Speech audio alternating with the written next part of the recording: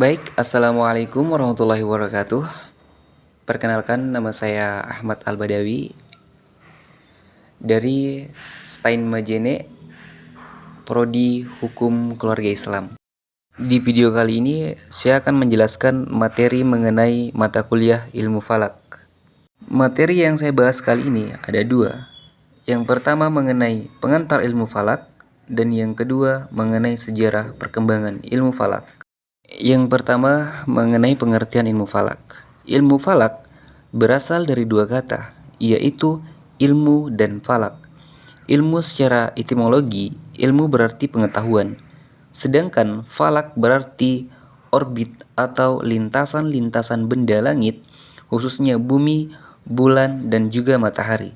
Jadi, ilmu falak secara etimologi adalah ilmu pengetahuan yang membahas tentang falak atau tempat putaran bintang atau orbit dan benda-benda langit serta garis edar matahari dan bulan. Intinya, ilmu falak itu ialah sebuah ilmu yang mempelajari tentang lintasan-lintasan langit terkhusus bumi, bulan, dan matahari. Ilmu falak itu sudah ada sejak dulu. Pada masa itu, ilmu falak masih dikenal dengan ilmu perbintangan. Yang kedua yaitu ilmu falak itu sangat penting bagi umat manusia, terutama umat muslim. Tanpa ilmu falak, kita tidak dapat menentukan waktu sholat, apakah ketika sholat sudah menghadap kiblat, dan lain-lainnya. Peran ilmu falak itu sangat penting. Yang pertama, agar kita bisa mengetahui kapan waktu sholat.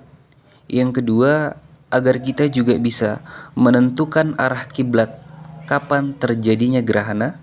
Dan yang ketiga, kita juga dapat menentukan awal bulan Komariah, terkhusus awal bulan Ramadan.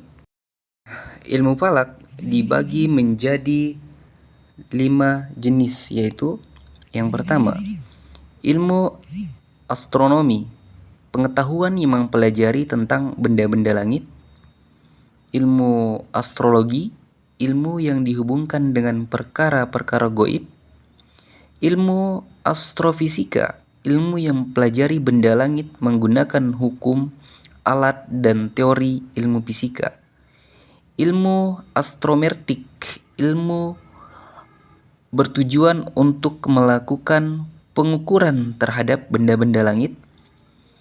Ilmu walah, ilmu yang pelajari mengenal seluk-beluk rotasi dan revolusi di atas langit. Kelima jenis ilmu falak tersebut saling berkaitan terkait mengenal benda-benda langit. Kita masuk ke bagian kedua, sejarah perkembangan ilmu falak. Sejarah pra-Islam.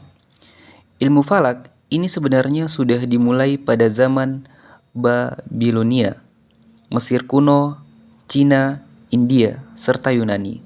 Dan bahkan dalam Islam pun tanda-tanda akan adanya kajian ilmu astronomi ini pun sudah diawali pada saat zaman Nabi Idris alaihissalam.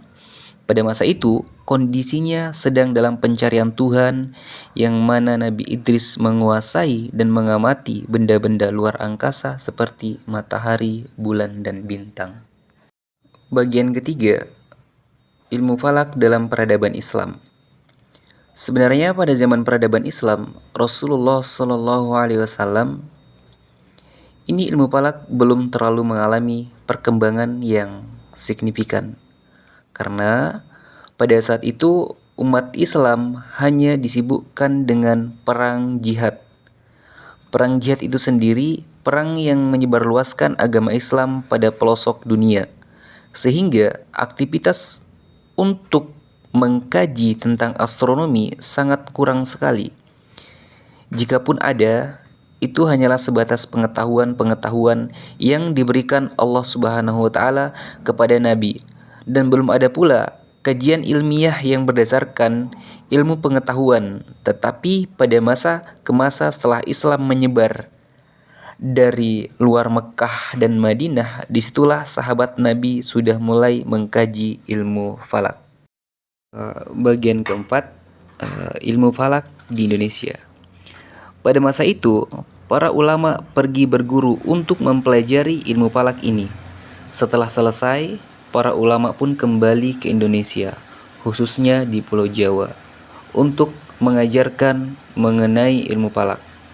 Salah satu ulama yang terkenal ialah Syekh Abdurrahman bin Ahmad Al-Musri. Tapi untuk zaman sekarang, ilmu falak sudah banyak dikenal oleh masyarakat. Mereka menggunakan ilmu falak ini untuk banyak mengetahui ciptaan Allah Subhanahu wa taala. Baik, itulah yang dapat bisa saya sampaikan. Kurang dan lebihnya mohon dimaafkan. Wabillahi taufiq wal hidayah. Assalamualaikum warahmatullahi wabarakatuh.